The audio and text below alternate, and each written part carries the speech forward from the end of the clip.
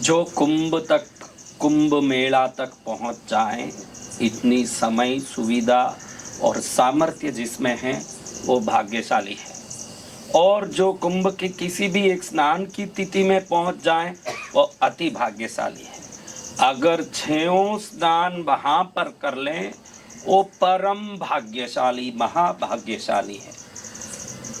लेकिन आज की आधुनिक दुनिया की दौड़ भाग में कई लोग ऐसे प्रसंगों में पूर्ण रूप से भाग नहीं ले पाते हैं।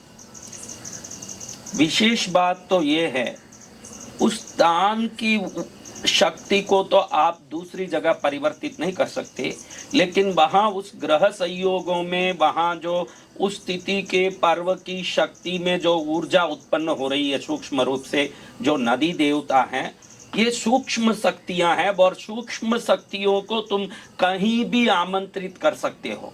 उस स्थान में जो ऊर्जा प्रकट होगी, स्थान की ऊर्जा, और कहीं नहीं होगी, ये तो विशेष बात है। लेकिन उस स्थान में जो नदी देवताओं के ग्रह संयोगों से उत्पन्न होने वाली दिव्य शक्ति है, ये शक्ति को तुम दुनिया के किसी कोने में आमंत्रित कर सकते हो, क्योंकि स्थूल शक्ति को खींच के ले जाना पड़ता है। सूक्ष्म शक्ति तो मात्र आमंत्रण मात्र से ब्रह्मांड के किसी भी कोने में उसी क्षण पहुंचने का सामर्थ्य रखती है।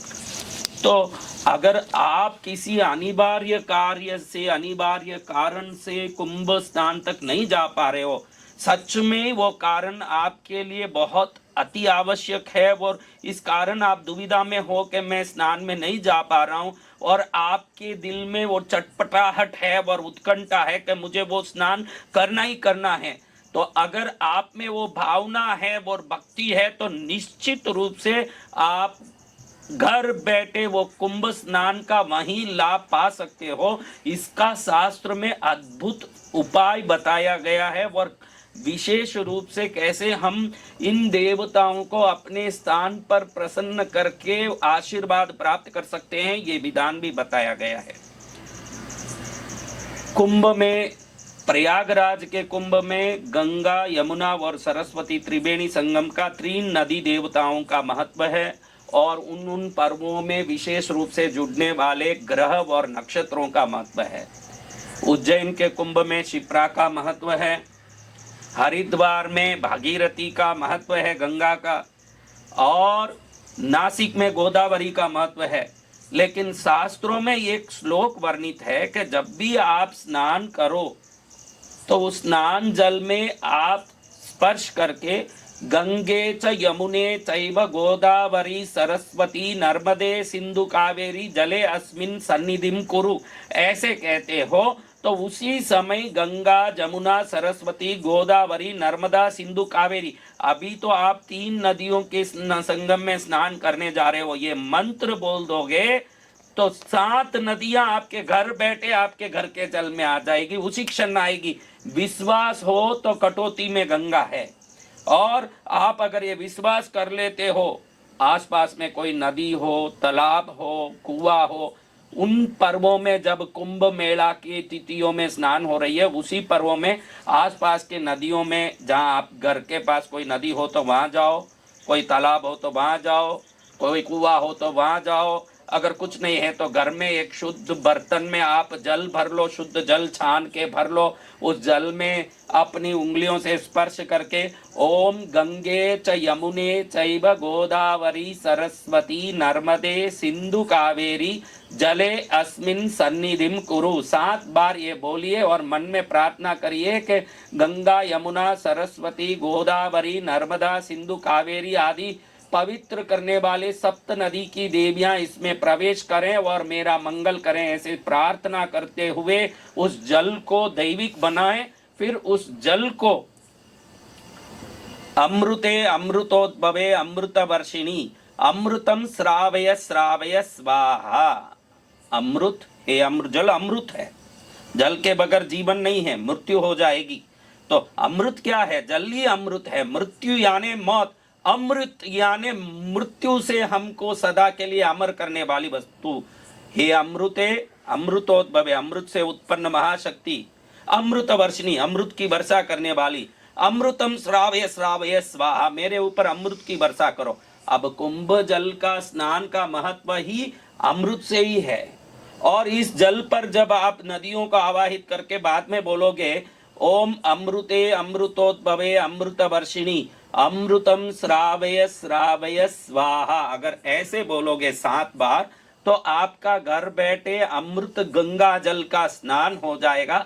अगर किसी अनिवार्य कारण से हम जा नहीं पा रहे हैं और हमको लग रहा है कि हमको जाना चाहिए था और मन चटपटा रहा है, तो घर बैठे पवित्र भाव से नदी देवताओं को प्रार्थना करके उत्तम भावों के साथ अगर इन मंत्रों को बोल के उसी समय, जिस समय सुबह सुबह भोर की बेला में उधर प्रयागराज में स्नान हो रही हो, उसी समय हम भी अपने गांव के आसपास के तालाब, नदी, कुआं या घर के स्नान घर में शुद्ध बर्तन में जल भर के अति पवित्र भावों के साथ स्नान कर लें, तो ये देवता तो एक ही क्षण में करोड़ों जगह प्रकट होने के सामर्थ्य रखने वाले हैं। इन सामर्थ्यों की हम पूर्ण रूप से लाभ ले सकते हैं। हाँ, इतना जरूर कह सकते हैं कि प्रयागराज की वो त्रिवेणी संगम का जो ऊर्जा है उसको हम ला नहीं पाएंगे, लेकिन वो नदी देवताओं की कृपा, उस समय ब्रह्मांड में होने वाले ग्रह नक्षत्रों के संयोगों से ब्रह्मांड में होने वाला विचित्र ऊर्जा की सृष्टि की कृपा, समस्त लाभ को हम घर बैठे ही पा सकते हैं। ये शास्त्रोक्त मंत्र है जो मैंने बोला है, इसका उपयोग करके हर व्यक्ति जो नहीं जा पा रहा है पुरजोर कोशिश करें कि कैसे भी हम पहुंच जाएं, क्योंकि 144 वर्ष के बाद आने वाला ये महाकुंभ, भाग्यशाली हैं इस पृथ्वी में इस समय जो भी जीवित हैं, जो इस अद्भुत विदा के साक्षी बन रहे हैं। 144 वर्ष बाद अगले महाकुंभ आएगा, निश्चित हम में कोई रहने वाले नहीं है। 144 वर्ष बाद हम जीवित हैं, यही महाभाग्य है। और इस भाग्य को और अति भाग्य बनाने के लिए अवश्य हर एक को कुंभ में जाना चाहिए, लेकिन किसी कारणवश नहीं ही जा पा रहे हैं तो मेरे बताए हुए इस विधि से आप घर में स्नान करें। ये मंत्र नीचे स्क्रॉलिंग में भी दिया जा रहा है। ओम गंगे च यमुने चैव गोदावरी सरस्वती नर्मदे सिंधु कावेरी जले अस्मिन सन्निधिम कुरु, ये बोल के आपको स्पर्श करके जल को मंत्रित करके जल देवताओं को आवाहित करना है। ओम अमृते अमृतोद्भवे अमृत वर्षिणी अमृतम श्रावय श्रावय स्वाहा बोल के आप एक एक लोटा जल लेके अपने ऊपर 7 बार अमृत की बरसात हो रही है, ये भाव से स्नान कर रहा है। जब प्रयागराज में कुंभ के स्नान की तिथियों में वहां स्नान हो रही हो, उस समय आप जल स्थानों में या स्नान घर में ये विधि करके कुंभ स्नान की वही ऊर्जा, वही लाभ, वही कृपा को अवश्य प्राप्त कर सकते हैं। गुरुदेव, कुंभ जो है ये लगभग 1.5 महीने चलता है, परंतु 6 स्नान का महत्व है। कहते हैं कि 6 निर्धारित तिथियां होती है, तो उन तिथियों में स्नान करने का महत्व क्या है? देखो बेटा, कुंभ पर्व के बारे में भांति भांति की बातें कही जाती हैं, लेकिन असली बात तो एक कुंभ मनुष्य जीवन प्राप्त प्राणियों को संपूर्ण आत्म विकास के लिए प्रकट प्रभावी पर्व है, जिसका बात कोई करता नहीं है अधिकतर। लेकिन कुंभ के 6 अलग अलग तिथियां ये निर्धारित होती है और हर बार इन तिथियों में स्नान होता है।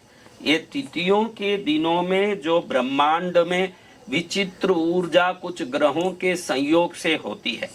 अब कई लोग ऐसे कहते हैं कि देवता और राक्षसों में समुद्र मंथन हुआ, तब अमृत का घड़ा निकला, वो अमृत का घड़ा लेके देवता भाग रहे थे और पीछे पीछे राक्षस उनको पकड़ने भागे, तो कुछ अमृत सब इधर गिर गया चारों स्थानों में, उन अमृत में अब हम स्नान कर रहे हैं। अब मैं ये सवाल करता हूं कि अमृत क्या मौसम्बी का रस है जिसको इतने आसानी से देवता नीचे गिरा देंगे? राक्षस पीछे भाग रहे हैं, उनको भी देना नहीं है और उसको कैसे भी बचा के सुरक्षित करना है, तो कितनी सावधानी से देवताओं ने उस अमृत कलश को सील किया होगा, पैक किया होगा। गली गली में गिर जाए, कहीं भी पानी में गिर जाए, वहां गिर जाए, ऐसे क्या छलकते हुए उसको कोई लेके जाएंगे? तो अमृत अगर सच में ही ये जो जितनी भी कहानियां कही जाती है कि अमृत गिर गया चारों नदियों में इसलिए कुंभ स्नान किया जाता है, तो अमृत तो गिर ही गया, तो कभी भी नहाओ तो तुम तो नहाओ, उधर तो अमृत गिरा हुआ ही है। इन विशेष पर्वों में क्यों नहाना? क्योंकि इस विशेष ग्रह संयोगों में जो 12 वर्षों में एक बार जो ग्रहों के संयोग होते हैं, नक्षत्रों के संयोग होते हैं, पृथ्वी के पास कुछ ग्रह पास आते हैं, उनकी तरंगे जब ये घर्षण होने वाली नदी संगमों के जल की घर्षण की विद्युत के साथ जब वो तरंगे सम्मिलित होती है तो वो नदी का जल खुद अमृत बन जाता है। वो जल के तत्व में उस समय अमृत की शक्ति प्रवेश करती है। अगर अमृत गिरा होता तो वो जल सदा के लिए अमृतमय होता, कभी भी स्नान कर लेते। 12 वर्ष में उन्हीं तिथियों में करने की आवश्यकता क्या है? कई लोग बोलते हैं कि देवताओं के एक दिन हमारा 1 वर्ष होता है, इसलिए 12 दिन तक वो दौड़ते रहे जल कुंभ अमृत कुंभ को लेके, इसलिए 12 साल में एक बार हम गोता खाते हैं, क्योंकि 12 दिन का हमारा 12 वर्ष हो जाता है। कोई देवता इतना महंगा अमृत कुंभ को ऐसे जगह जगह गिर जाए ऐसे लेके घूमेंगे?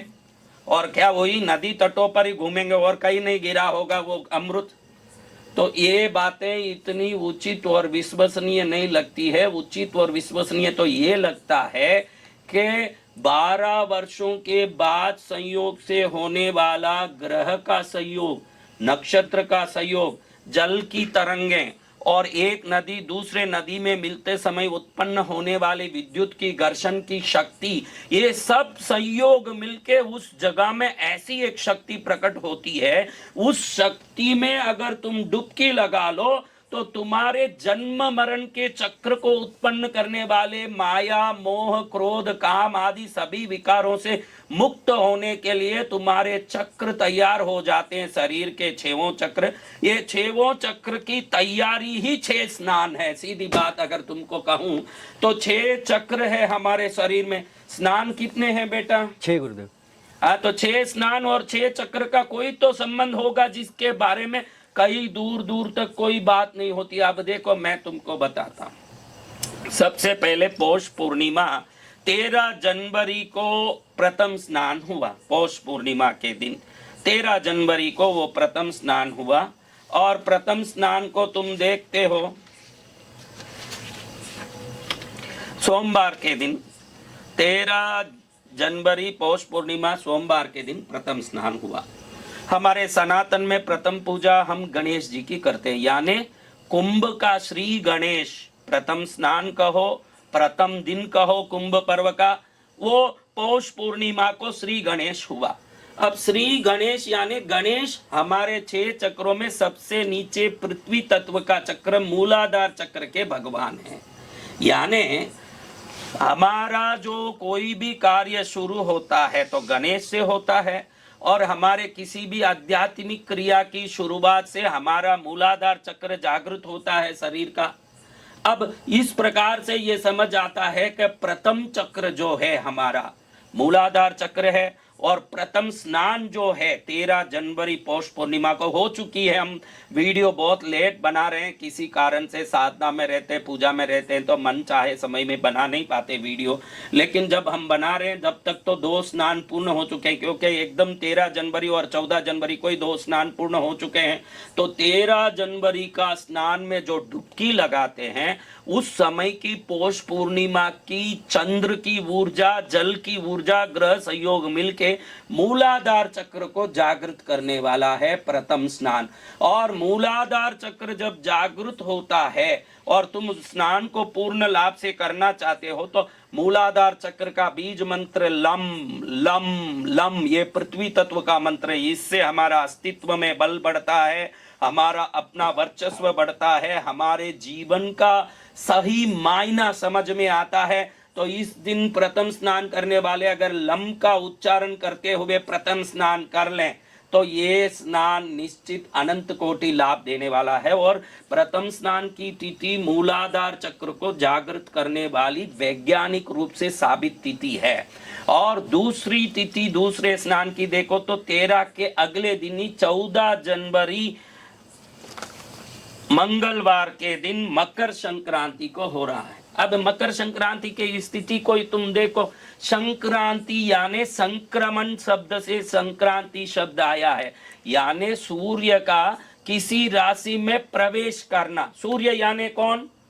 सूर्य, पितृ तत्व, पिता तत्व, चंद्र यानी माता माता तत्व। तत्व, जी। पिता का किसी में प्रवेश करना, पिता का किसी में प्रवेश करना यानी एक जीव का प्रकट होना। पिता किसी में प्रवेश कर रहा यानी वो जननेन्द्रिय चक्र, स्वादिष्टान चक्र, दूसरा चक्र। देखो छेवों स्नान कैसे विधिवत एक एक चक्र पर क्रमबद्ध रूप से उसकी उत्थापन और श्रेष्ठता का विकास में काम करते हैं। अगर ये सोच लो तो कुंभ पर्व कितना बड़ा आध्यात्मिक मेला है, जिसमें एक स्नान की डुबकी उन ग्रह संयोगी की विद्युत तरंगों के द्वारा अनेकों वर्षों के योग साधना से प्राप्त चक्र जागृति के फल को एक क्षण में देता है। अगर ये कोई समझ ले तो इतने करोड़ लोग वर्षों से कुंभ में क्यों जाते हैं ये भी समझ आ जाएगा।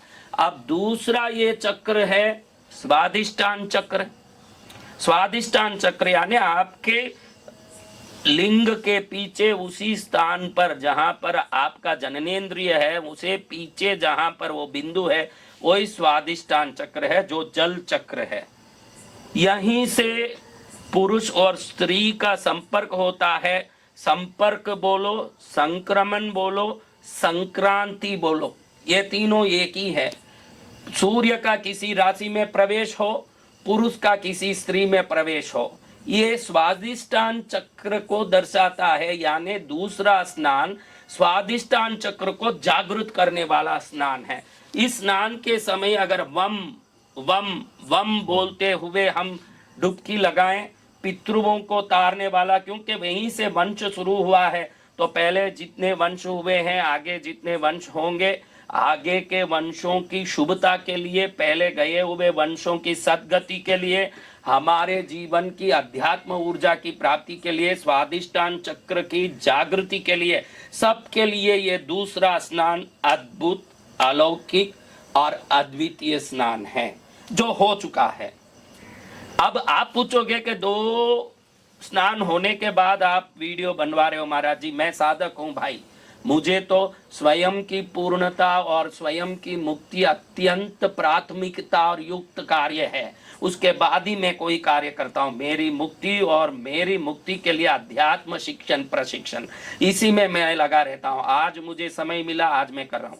अगले तीसरे स्नान के पहले कोई 2 दिन घर में लम बोल के एक स्नान, वम बोल के एक स्नान, मेरा मूलाधार चक्र जागृत हो। और पहले मैंने जो 2 मंत्र दिए, गंगे च यमुने चैव गोदावरी सरस्वती नर्मदे सिंधु कावेरी जले अस्मिन् सन्निधिं कुरु, इसको बोल के जल को सभी देवताओं का आवाहन करके शक्तिमय बना लो। और उसके बाद ओम अमृते अमृतोद्भवे अमृत वर्षिणी अमृतम श्रावे श्रावे स्वाहा बोल के आप जल से स्नान कर लो। ऐसे 2 स्नान आप घर में अभी भी कर सकते हो। वो दिन गया, वो शक्ति गई, सब बात है, लेकिन हम क्रमशः बढ़ने के लिए 2 स्नान किसी भी शुभ दिन में पहले मौनी अमावस्या के पहले कर लें। फिर आएगा तीसरा स्नान। अब तीसरा स्नान आप देखोगे 29 तारीख जनवरी को बुधवार के दिन कहते हैं मौनी अमावस्या, और कहते हैं कि ये अमावस्या की तिथि ही कुंभ पर्व का निर्धारण का कारण है। इसी को बेस करके, इसी के आधार से कुंभ पर्व का संपूर्ण निर्णय लिया जाता है। क्यों भाई? देखो, मैंने बोला पहला चक्र है मूलाधार चक्र, दूसरा स्वादिष्टान हुआ, तो तीसरा कौन सा हुआ भाई? तीसरा हुआ नाभि चक्र, मणिपूरक। और आप अपनी माँ के गर्भ से नाभि के नाड़ी से जन्म लेते हो, यानी आधारभूत कुंभ का मौनी अमावस्या है, तो ये नाभि चक्र आपके जीवन का आधारभूत तत्व है। अभी आप देखो, गर्भ में आप क्या करते हो? गर्भ में आप कैसे हो? मौन में हो। गर्भ में आप बोलते हो क्या मम्मी रोटी दे दो, मम्मी चावल दे दो, पापा ट्यूशन फीस भर दो? आप गर्भ में मौन में पड़े हो जी, और अंधेरे में पड़े हो। यही मौनी अमावस्या है। आपके गर्भ में आप अंधेरे में मौन में पड़े हो। ये अंधेरा और मौन युक्त पर्व ही मौनी अमावस्या, यानी सृष्टि के प्राकट्य का आधारभूत तत्व शक्ति को ब्रह्मांड में फेंकने वाला दिन है। उस दिन वो अमावस्या की ग्रेविटी लेस फोर्सेस यानी भू आकर्षण तत्व रहित शक्तियां और अनंत ग्रहों की शक्तियां बहुत अधिक निकट धरती की आती है और वो शक्तियां जल पर अपने विशेष तरंगों को जब फेंकती है तो वो जल इतनी ऊर्जामय हो जाती है, उसमें डुबकी लगाने वाला अपने नाभि चक्र मणिपूरक चक्र को जागृत कर लेता है और अनंत जन्मों के चक्रों से मुक्त हो जाता है। ये कि छोटा सा स्नान इतना बड़ा लाभ दे सकता है, यही कुंभ पर्व का सबसे बड़ी विशेषता है महाराज, कि एक स्नान आदमी को अनंत कोटि जन्मों के पाप ताप दुख संकट से, उसके जन्म मरण के चक्र से मुक्त कर सकता है। ये है कुंभ पर्व का स्नान। और आप ध्यान रखो, ऐसे स्नान में सबसे विशेष है तीसरा स्नान, मौनी अमावस्या का स्नान। जब आप गर्भ में थे, मौन में थे, अंधेरे में थे, वो मौनी अमावस्या यानी गर्भ से उत्पन्न होने वाली सभी प्राणियों के जन्म मरण के चक्र से मुक्त होने का सबसे बड़ा अगर कोई पर्व है। यहीं से अग्नि प्रकट होती है, यहीं से जीवन प्रकट होता है, यहीं से भोजन पचता है, यहीं से जन्म होता है, यहीं से हमारा माँ से संबंध होता है। ये चक्र को जगाने वाला तीसरा स्नान है। तो वो तीसरा स्नान है बुधवार 29 तारीख जनवरी को आने वाली मौनी अमावस्या का स्नान।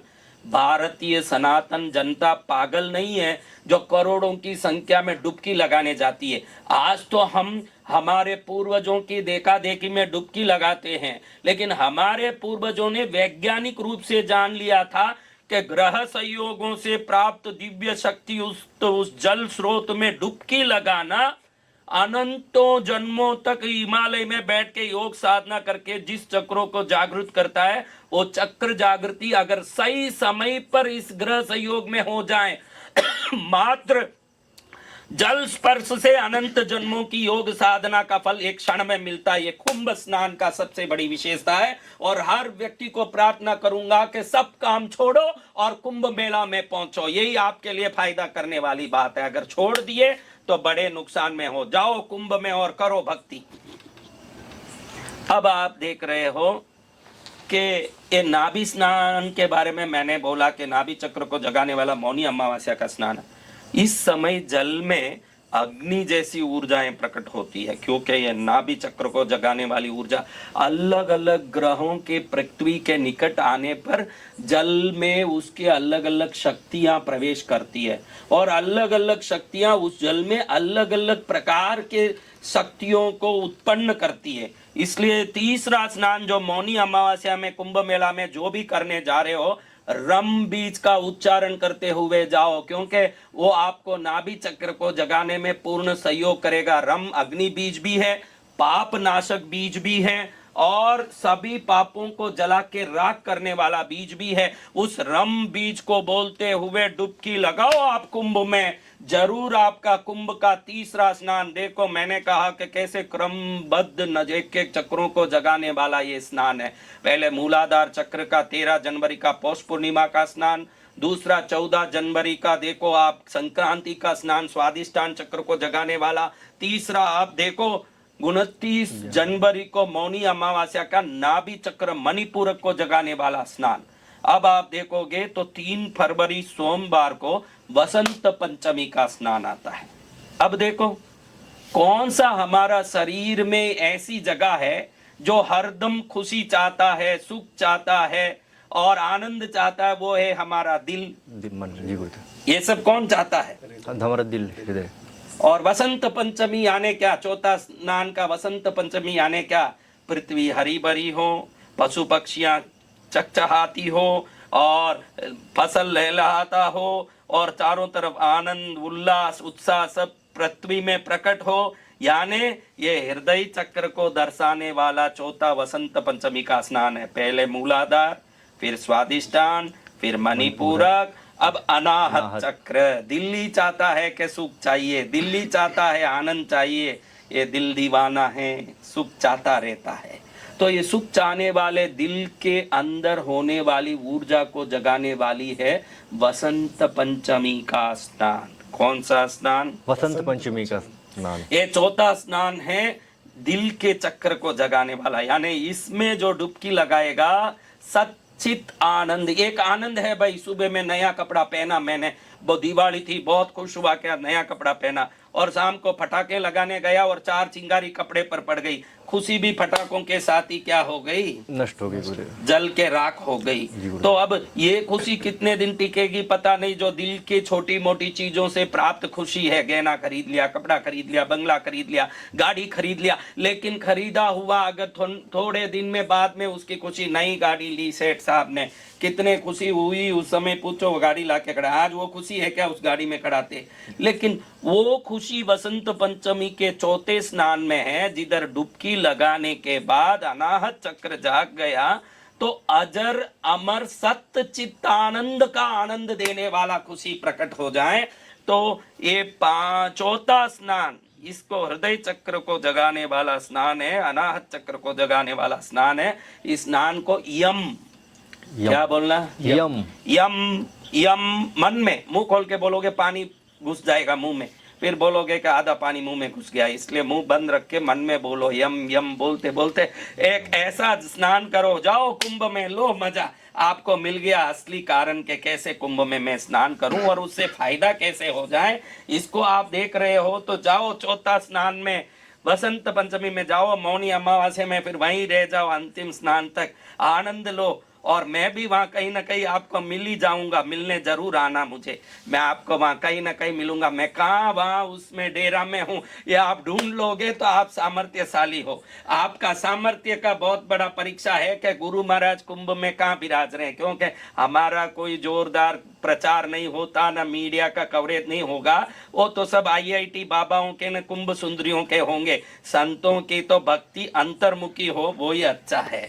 और हम कहाँ बैठे, आप ढूंढो, लेकिन आप पहुंचो कुंभ में, जाओ, आप भी आनंद लीजिए, आपका जीवन भी सफल हो जाएगा। तो ये चौथा स्नान यम यम बोलते करना है, हृदय चक्र को जगाना है। ये हृदय को फाड़ा हनुमान जी ने, अंदर कौन दिख गए, राम सीता, और आपका हृदय चक्र जागृत हो जाएगा तो परमात्मा से आपका क्या संबंध है ये भी आपको समझ पड़ जाएगा उसी दिन। ये काम करने वाला है चौथा बसंत पंचमी का स्नान। बसंत विजय महाराज मिले ना मिले कुंभ में, बसंत पंचमी को मत छोड़ना आप, ये जरूर आप लाभ करना। और अब देखिए आगे, माघ पूर्णिमा का 12 फरवरी बुधवार के दिन 5वां स्नान होगा। अब मैं पूछता हूं, मैंने बोला कि वसंत पंचमी में फूल खिलेंगे, मैंने बताया ना फूल खिलेंगे, पक्षियां चहकेंगे, सब मैंने बोला। अब फूल खिलेगा तो आगे क्या होगा बेटा, थोड़ा सोच के बता, फूल खिलेगा तो क्या होगा, खूबसूरती बढ़ेगी, फूल खिलेंगे तो फिर फूल खिलेगा तो भंवरे भंवरे आएंगे, आएंगे जी, भंवरे आके शहद लेंगे, शहद, और भंवरे उस पर बैठेंगे तो मंडराएंगे, आवाज करेंगे जी गुरुदेव। तो ये अनाहत चक्र के बाद है कंठ चक्र करते हैं। तो ये आवाज चक्र, कंठ चक्र, विशुद्धि चक्र को दर्शाता है ये 5वां स्नान।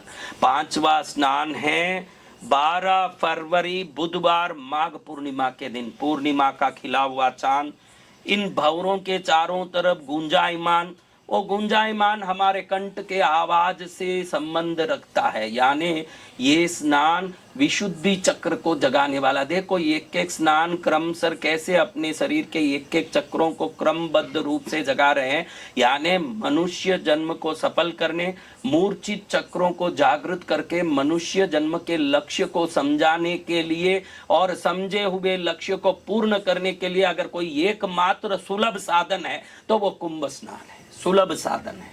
तो ये कंठ चक्र में जाके आप जब स्नान करोगे, मन में हम मन में, मुंह खोल के नहीं, हम करोगे, ये चक्र जागृत होंगे। आप बोलोगे कि चक्रों को और ये स्नान का क्या संबंध है।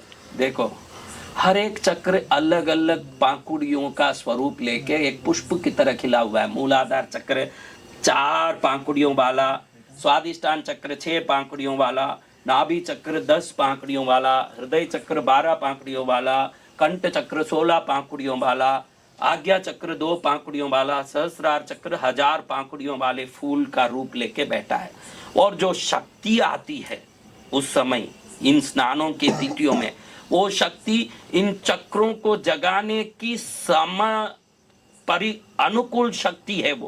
वो शक्ति जब उस जल में प्रवेश करती है तो इन चक्रों पर उसका असर आता है। जब उसका असर पड़ता है इन चक्रों पर तो ये चक्र ऐसे जागृत होते हैं, जो युगों से साधना किए हुए योगियों के योग साधना के द्वारा जो चक्र जागृत होते हैं महाराज, ये चक्र एक स्नान जल से साधारण जो कभी जीवन में योग तत्व, योग साधना, क्रिया साधना को, प्राणायाम को, चक्र भेदन के रहस्यों को समझा भी नहीं होगा, सुषुम्ना नाड़ी, ईड़ा पिंगला को समझा भी नहीं होगा, साधारण ग्रामीण आदमी होगा, श्रद्धा से डुबकी लगाता है, वही पाता है जो एक योगी पाता है, एक योगी को मिलता है।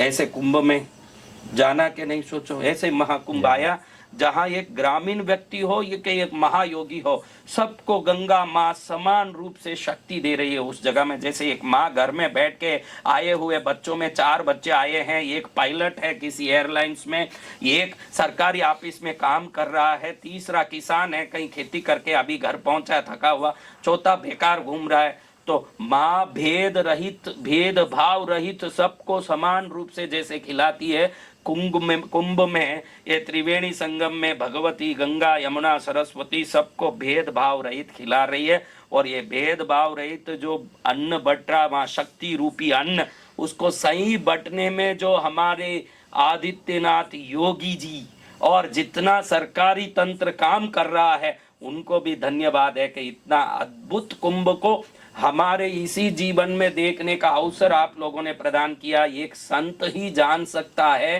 कि पर्वों की विशिष्टता को किस प्रकार मनाया जाना चाहिए, और कोई दूसरा मुख्यमंत्री होता तो वह बजट की चिंता करता न और अपने व्यय आय की चिंता करता। योगी जी ने तो दिल खोल के ऐसे कुंभ का व्यवस्था किया है, जाने वाले लोगों को हर पल हर क्षण आनंद आ रहा है। इसीलिए संत प्रदान जहां कोई भी कार्य होगा वो कार्य धर्म प्रदान भी होगा, इसका निश्चित उदाहरण यहाँ सामने दिख रहा है प्रयागराज में।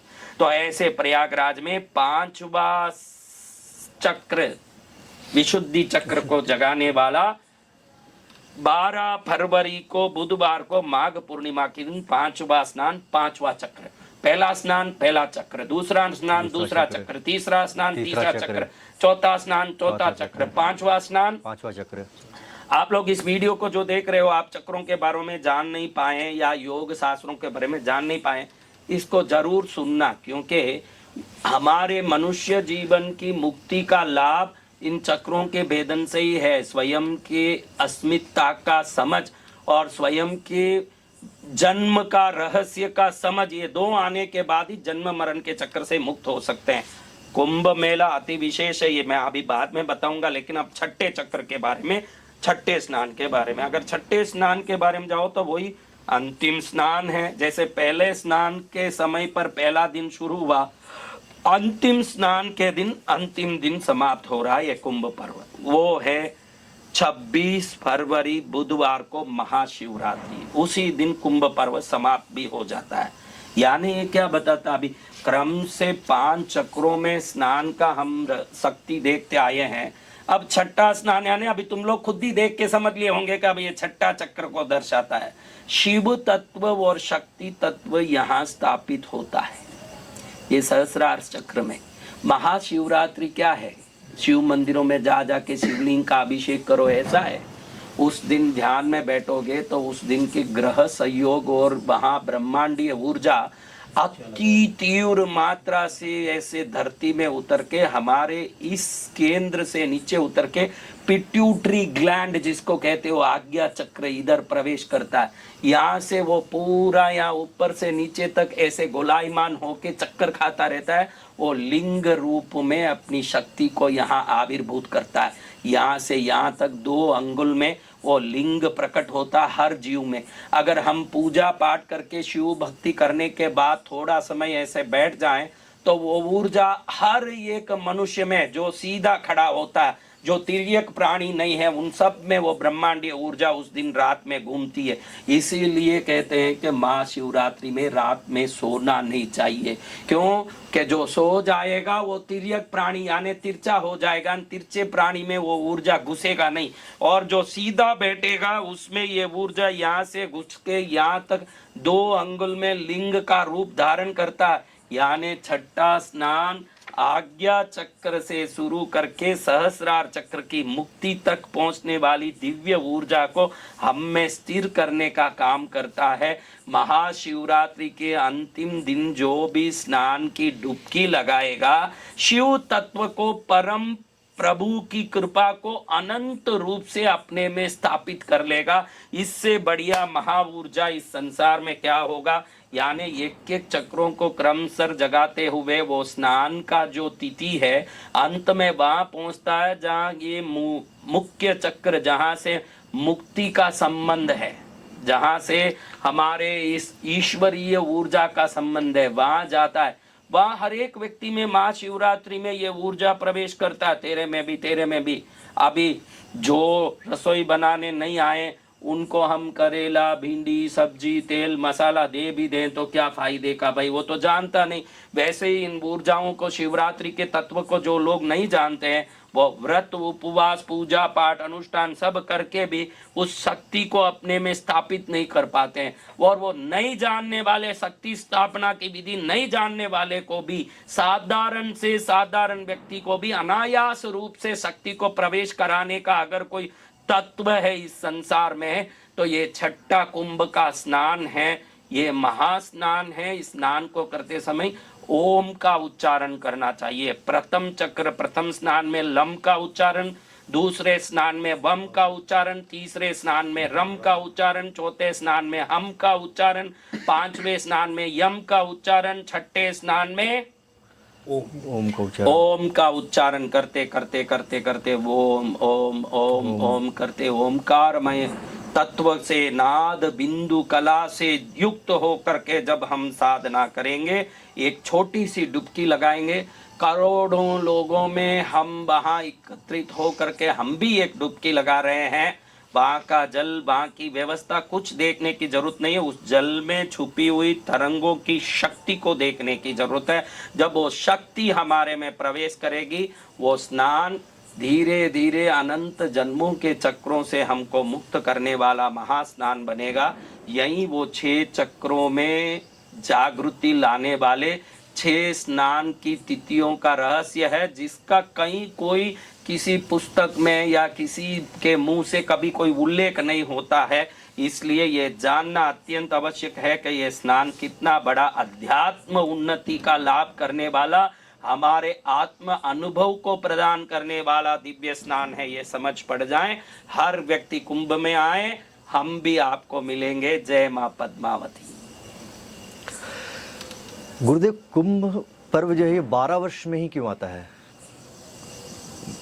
12 वर्ष कुंभ पर्व 12 वर्ष में ही क्यों आता है, ये तेरा सवाल है बेटा। अब देखो, एक बात मैं कहता हूं, 12 का संबंध इस धरती में जितना पावरफुल है ऐसा किसी संबंध नहीं है। ब्रह्मांड में मुक्ति तत्व माने जाने वाले शिव तत्व के प्ररूप 12 ज्योतिर्लिंग ही है, वहीं से 12 शुरू हो जाता है।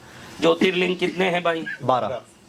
वहीं से 12 शुरू होता है। अब जन्म से 12 का संबंध बेटा, आप ध्यान रखना, 12 का संबंध, 12 एक रहस्यमय ऐसा अंक है जिसका संबंध जन्म से है। ध्यान रखना, 12 दिन होने के बाद ही बच्चे का नामकरण होता है। 12 दिन होने के बाद ही, मरने के बाद 13वीं होती है। 12 होना चाहिए। और कहते हैं कि कोई आत्मा मर जाती है तो 12 दिन तक अपने उस परिवार को छोड़ के नहीं जाते हुए उस घर की तरफ चारों तरफ चक्कर काटती रहती है। इसलिए 13वें दिन ही उनकी अंतिम विशेष क्रिया होती है, क्योंकि 13वें दिन उस आत्मा के मन से उस घर के प्रति जो अनुराग मोह था वो कम पड़ने लगता है। 12 दिन तक तो वो विलाप कर करके उस घर के अंदर ही घूमता है, चारों तरफ चक्कर मारता है, और 13वें दिन वो छुट्टी लेता है। 12 दिन के बाद नामकरण क्या है? जो बच्चा संसार में आ भी जाता है, 12 दिन तक आप उस बच्चे की चेष्टा देखना, वो गुमसुम पड़ा रहेगा, रोएगा, दूध के लिए शांत रहेगा, लेकिन 13वें दिन से उसमें आपके प्रति प्रेम और माँ बाप के प्रति एक मोह दिखेगा। धीरे से माँ को देखने लगेगा, जो 12 दिन तक नहीं करेगा, क्योंकि 12 दिन तक पूर्व जन्म के संबंधों को भी वो याद करता रहता। 12वें दिन ही वो संबंध खत्म होता है। जन्म में भी 12 दिन है, मरने में भी 12 दिन के बाद ही विधि है। इधर तमिलनाडु में आप जाओगे तो कभी ऊटी गए हो कोई ऊटी, तो ऊटी में देखोगे एक फूल खिलता है, विश्व प्रसिद्ध फूल है जिसका नाम है नील कुरिंजी। अधिकतर लोग ये जानते नहीं हैं, ये फूल सिर्फ 12 वर्ष में एक बार ही खिलता है। जब 12 वर्ष में एक बार खिलता है, पूरे ऊटी के पहाड़ी उससे लबालब भर जाती है और इसको देखने लाखों पर्यटक ऊटी पहुंचते हैं। अभी नेक्स्ट नील कुरिंजी कब खिलेगा गूगल में देख के बताना बेटा को, काफी समय पहले खिला था। तो ये 12 वर्ष के बाद ही खिलता है। एक फूल खिलने के लिए भी प्रकृति ने 12 वर्ष का कोई नियम रखा है। अब देखो तुम साधारणतया देखो, ये 12 का अंक छोड़ दो, एक कॉमन माइंड लेके चलो। रात में खिलने वाले जितने फूल है, देखो रात में कोई भी फूल खिलता है तो वो सफेद ही होगा, क्योंकि रात में खिलने वाले फूल चंद्र की ऊर्जा को लेके खिलते हैं। चंपा, चमेली, मोगरा, ये सब सफेद। और दिन में खिलने वाले जितने फूल हैं, दिन में खिलने वाले जितने फूल आप देख रहे हो, दिन में खिलने वाले फूल सूर्य की ऊर्जा लेके खिलते हैं। और सूर्य में विद्यार नाम की सप्त रंगी तरंगे होती है, तो सभी रंग बिरंगी फूल दिन में खिलते हैं, सभी सफेद फूल रात में खिलते हैं। प्रकृति कितनी व्यवस्थित नियम रखी हुई है। हाथी का गर्भ कितने महीने तक रहेगा, कुत्ते का गर्भ कितने महीने तक रहेगा। देखो राम जी का 11,000 वर्ष तक राज्य पालन बताते हैं जी। उसके पहले जो महापुरुष थे उनका जीवन 40,000 50,000 वर्ष बताते हैं। और अभी हम 100 वर्ष 80 वर्ष में सिमट गए। बीच में बौद्ध का देखो तो 100 वर्ष बताते हैं, उसके थोड़ा पहले देखो पार्श्वनाथ का 250 वर्ष बताते हैं। ऐसे उम्र बताते, ऐसे बताते जाते हैं।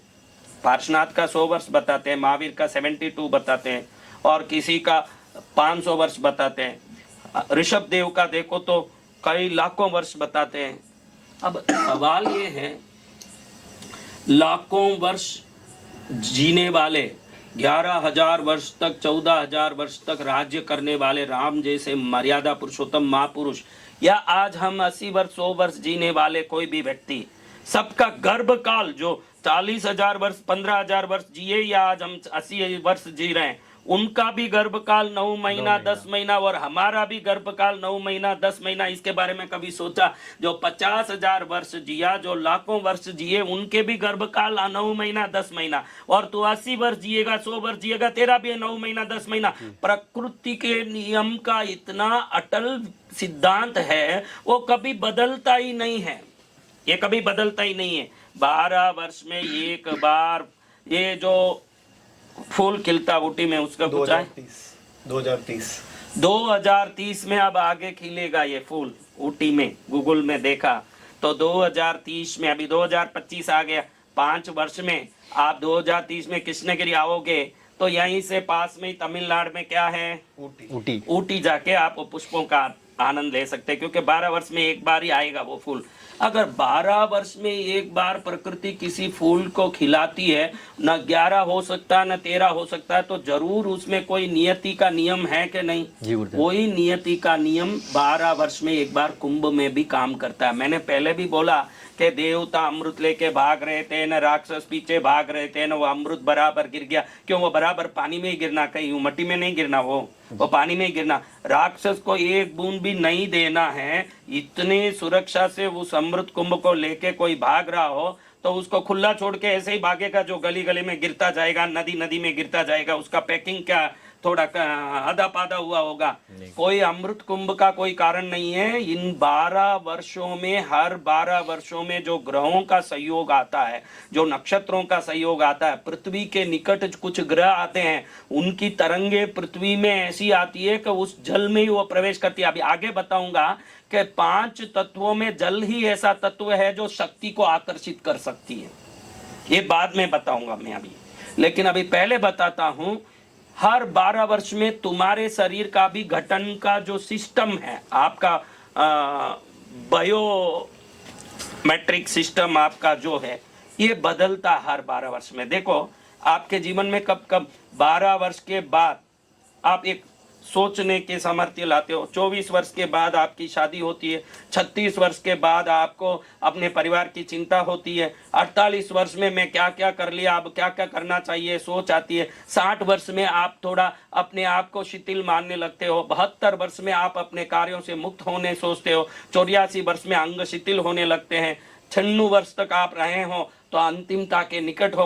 तो आप देखो ये शरीर भी हर 12 वर्ष में अपने आप को घटित करता है, अपने आप को व्यवस्थित करता है। 12 वर्ष में शरीर में निश्चित ही कोई बदलाव आते हैं, हर 12 वर्ष में पृथ्वी में और प्रकृति में भी बदलाव आते हैं। तो ये बदलाव ही कुंभ मेला का अत्यंत प्रभावकारी कारण है। कोई देवता कुंभ कलश लेके भाग रहे हैं, राक्षस उनके पीछे भाग रहे, देवता 1 मिनट में अदृश्य हो जाए, क्यों भागे न कीचे कोई भागे, वो कोई भागना लगने का कोई कारण नहीं है। ये ग्रह संयोग के कारण जल तत्व में जब ये संगमों में जब दो संगम की नदियां जब एक दूसरे में प्रवेश करती है तो उनका एक दूसरे में टक्कर मारने की विद्युतीय शक्ति, ऊपर से ग्रहों की शक्ति और नक्षत्रों की शक्ति धरती के निकट आने से उस जल में ऐसी शक्ति प्रकट हो जाती है कि वो शक्ति अमृतमय रूप से मनुष्य शरीर में रहने वाले माया मूर्छा मोह को तोड़ करके मनुष्य को अपने मनुष्य जन्म की सफलता की ओर ले जाने का कारण बन सकती है। यही 12 वर्ष में कुंभ मेला का सबसे बड़ी विशेषता है। समझ, ये प्रकृति का नियम है। कुछ चीजें अभी 50,000 वर्ष तक जीने वाले व्यक्ति का भी, राम जैसे हजारों वर्ष जीने वाले व्यक्ति का भी गर्भकाल 10-9 महीना ही रहा, तो ये नियति के नियम को दर्शाता है। वही नियति का नियम है कि 12 वर्ष में एक बार ग्रहों के संयोग में जल की शक्ति अत्यंत तीव्र होकर अमृतमय बन जाती है। वो अमृतमय शक्ति ही महाशक्ति है। गुरुदेव, क्या नदियों के जल में उतनी शक्ति होती है कि वो हमारे पाप को, जो मेरे पाप को, जन्मों जन्मों के पाप को नष्ट कर सके, समाप्त कर सके? क्या नदियों के जल में स्नान करने से ऐसा हो सकता है, संभव है? देख बेटा, विचित्र है ये ब्रह्मांड, विचित्र है ये संसार, विचित्र है ये धरती, विचित्र है यहाँ के नियम। देखो, कोई नहीं सोचा होगा अपने शरीर में 72% जल है। अपने शरीर में वो जल खून के रूप में हमारे शरीर में है 72%, और पृथ्वी में भी 72% ही जल है। इसी को हम कहते हैं जो अंड में है वही पिंड में है। क्या कहते हैं हम? अंड यानी ब्रह्मांड, जो अंड में है वही पिंड में है, पिंड में है। 72% वहां बाहर जल है, 72% हमारे शरीर में जल है। हमारा भेजा पूरा एक मांस का गोला है, ब्रेन। वो ये ब्रेन पूरा जल से भरा हुआ, मात्र उसमें हड्डी नहीं है ब्रेन में, खाली मांस का गोला। किससे भरा है? पानी से, पानी तत्व से। अब तुमको एक बात बताऊंगा मैं कि ये जल में हम स्नान करते हैं तो कई लोगों को ये तो पता है कि जल ही जीवन है, कई लोगों को ये पता है कि जल ही जीवन है। भाई सब कहते हैं वाटर इज लाइफ। वो क्या सोचते हैं? ये जल पीने से हम जिंदे रहते हैं, ये जल से हमारा मेल सब निकलता है, शुद्ध होते हैं। यानी बाह्य शुद्धि और जीवन वृद्धि, ये दोनों के लिए जल कारण बनता है, इसलिए हम जल ही जीवन है कहते हैं। ऐसा नहीं है, ध्यान रखना। इस पर हमारे पूर्वज बहुत ज्यादा वैज्ञानिक शोध किए हुए हैं, लेकिन हमारे पूर्वजों ने ये ध्यान रखा कि क्या हमने किया ये बताने की जरूरत नहीं, क्योंकि हमारे पूर्वजों के जो फॉलोअर्स थे, अनुयायी थे, श्रद्धास्पद लोग थे, जिनको कोई कारण बताने की जरूरत नहीं थी। उस जमाने में ये करो बोले तो सब करते थे पीछे पड़ के। वो एक जमाना था जब करो यानी करना ही है। हमारे बड़ों ने कह दिया, हमारे बुजुर्गों ने कह दिया, हमारे पूर्वजों ने कह दिया, मुझे करना है। वो श्रद्धा पहले होती थी, जिसको अब अंधश्रद्धा बोल के मजाक उड़ाया जाता। नालायकों, भक्ति में श्रद्धा अंधी ही होती है। संसार में ही आंख चाहिए, भक्ति में काहे लिए आंख? भक्ति तो अंधे धुंध करने से ही फायदा है, क्योंकि ईश्वर के प्रति क्या आंख लगाएगा जिसने तुझे आंख दे के भेजा इस संसार में। लेकिन हमारे पूर्वज जितने कर्म करते आए, कांड करते आए, आज के युवा उसके लिए सवाल उठाते हैं कि ये क्यों किया जाता है, वो क्या जरूरी है, इसको करने से क्या फायदा है। तो हमारे पूर्वज कुछ भी करते थे तो उसका कारण बताना जरूरी नहीं समझते थे। लेकिन आजकल देखो, अंग्रेज ये पाश्चात्य वैज्ञानिक बहुत सारे शोध करते हैं और वो शोध करके तरह तरह के आविष्कार करके बताते हैं इसका ये कारण है, इसका ये कारण है। जापान में एक वैज्ञानिक हुआ है, उसका नाम है मजारू इमोटो। उसका आप गूगल में सर्च कर सकते हैं नाम, मजारू इमोटो। अब मजारू इमोटो जल पर शोध करने वाला वैज्ञानिक हुआ, जो उसके परिणाम को दिखाने वाला आधुनिक वैज्ञानिक हुआ। हमारे पूर्वज तो कोई कारण बताना जरूरी नहीं समझते थे, ये करो ये फायदा होगा, इतना ही वो कहते थे। मजारू इमोटो ने एक फोटोग्राफी टेक्निक बनाई जिसका नाम है वाटर क्रिस्टल फोटोग्राफी। यानी उसने एक उपकरण बनाया जिसकी कैमरा बनाई उसने, वाटर क्रिस्टल फोटोग्राफी कैमरा, वो कैमरा भी उसने बनाया। उसके बाद वो क्या करता था, विभिन्न जल स्रोतों से पानी को लाके बर्फ बना के उस बर्फ के अंदर के अनुघटन का शोधन करता था कि ये इसके अंदर क्या तरंगे हैं। उसने सबसे विशेषता ये की उसने कि कुछ समूह को बैठा दिया, जल को कई कलशों में भर दिया, कुछ समूह को दूर और एक कमरे में बैठा दिया, वहां कई जल कलश भर के रख दिए। इस समूह को बोला कि प्रेम, दया, करुणा, अपनापन, प्यार, इसका हर दम चिंतन करो। सकारात्मक वस्तुओं का, सकारात्मक विचार का चिंतन करो। प्रेम प्रेम प्रेम, दया दया दया, करुणा करुणा करुणा, अपनापन, इसका निरंतर तुम लोग चिंतन करो। उन कलशों पर हरदम इनकी चिंतन की तरंगे भेजी गई, इनके चिंतन की तरंगे, सकारात्मक चिंतन, प्रेम, दया, करुणा, ये सब उसमें भेजा गया। दूसरे कमरे में अपराधियों को बैठाया गया, जो भयंकर खूंखार कैदी है, अपराधी है, मारना, कूटना, पीटना, ईर्ष्या, नफरत, जलन, ये तरंगे उधर निरंतर प्रेषित किए गए उस कलशों में। बाद में इन कलशों के जल को बर्फ के रूप में बना के जब मजारू इमोटो ने उसको देखा, तो मजारू इमोटो ने देखा कि ये पूरा जितना भी बर्फ के अंदर जो अणु परमाणु का गठन आ रहा है, ये जो सकारात्मक तरंगे जो आई, इन सकारात्मक तरंगों का जो अनुघटन आया, ये एकदम सुंदर आभूषण की तरह उसमें एक एलिमेंटल फॉर्मेंटेशन हुआ उसके अंदर, इतना सुंदर जैसे कोई हीरे का नेकलेस हो, एक सुंदर नेकलेस हो, ऐसा उसमें वो तरंगों का, परमाणुओं का गठन आया। जहाँ जो क्रोधी, ईर्ष्यालु, जलन करने वाला अपराधी व्यक्ति का तरंग उसमें भेजा गया, उस जल में लावा उगलता चित्र जैसे भयंकर चित्र आए, जिसको उसने the hidden messages in water नाम के पुस्तक में लिखा।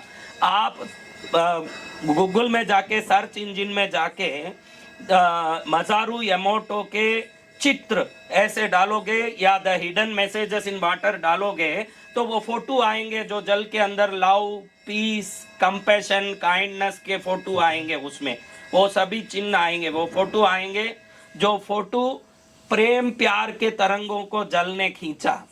वो देखो वो चित्र, ये देखिए, अला बेटा थोड़ा ब्राइट करो, ब्राइट कर दो, बड़ा करके दो, थोड़ा इसको ब्राइट करो।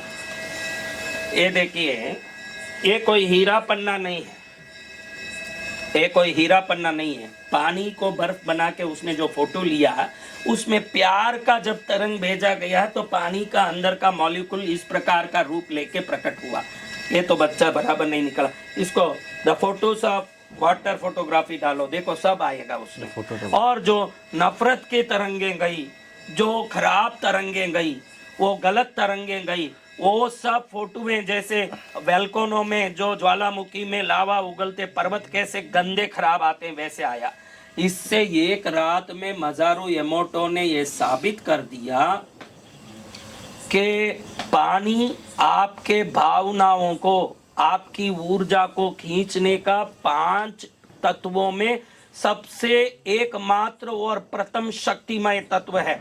यही कुंभ मेला का सबसे बड़ा उद्देश्य है, हम पानी में नहाने का, कि हम जल में जो ग्रहों के सहयोग से आने वाला 12 साल में एक बार जो तरंग जो जल में प्रवेश करता है,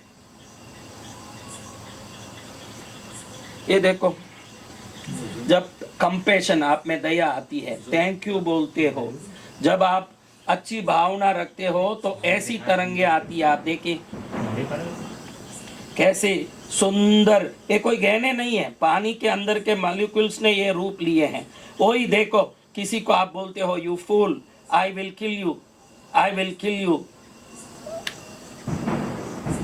मैं ये सब जानता नहीं बेटा, फोनों का काम, इतने समझदार है नहीं, उसको छोटा करना पड़ेगा, छोटा करो, सही लाओ लाओ, ऐसे ही लाओ। देखो, जब मैं तुझे मारूंगा, आप किसी को बोलते हो, तब वो पानी की तरंगें कैसी है देखिए, कितनी अव्यवस्थित और ज्वालामुखी जैसे भड़क रही है। और जब थैंक यू कहते हो तो उसका तरंगें कैसी है देखिए।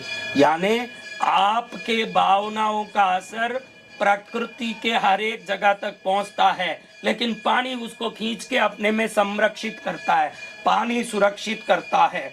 गंगा में, नदियों में नहाने का सबसे बड़ा फायदा ये समझ लो आप। बेटा आदित्य बोल, घंटी ना बजाए, हाथ घंटी बजा लो, हाथ की घंटी लेके बजाओ के।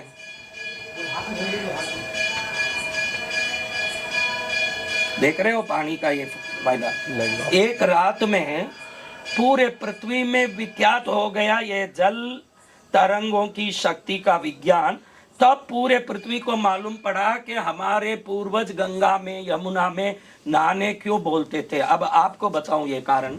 नर्मदा की परिक्रमा का 2000 किलोमीटर जितनी रास्ता हो, गंगा जहां से निकल के आ रही है गोमुख से, गंगा सागर में जाके समाप्त होती है, इतने लंबे 7000 किलोमीटर जितना उसका रास्ता हो। अगर आप देखते हो कि शिप्रा का किनारा हो या कोई भी, लाखों साधु वहां पर निवास करते हैं उस तट पे, युगों से उनके झोपड़े बने हुए हैं, उनके वहां तप भूमियां रही है।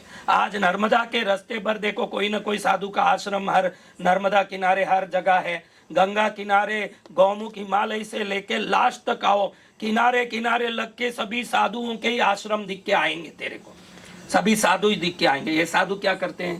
पहले साधु निस्वार्थ हैं, साधु संसार छोड़े हुए हैं, संसार का कल्याण हो ये भावना रखते हैं। अगर मजारू यमोटो के रिसर्च के अनुसार पानी शक्ति को आकर्षित करता, अपने में जैसी शक्ति भेजते हो वैसे आकर्षित करके दूसरों में पहुंचाने के सामर्थ्य रखता है, तो इतने करोड़ साधुओं का जो तप की शक्ति, मंत्र जाप की शक्ति, व्रत की शक्ति, पूजा की शक्ति, उनके मन की प्रेम की शक्ति, विश्व कल्याण की भावना, ये सब पहुंच पहुंच के वो नदी की जल में कितनी शक्ति आ गई होगी। अब ये शक्ति में ग्रह की शक्ति, विशेष पर्वों में होने वाले ग्रह परिवर्तनों के कारण आने वाले, नक्षत्रों के कारण आने वाली विद्युतीय शक्ति और नदियों के एक दूसरों में संगमित होने की घर्षण की विद्युतीय शक्ति, इतनी शक्तियां एकत्रित हो एक जल में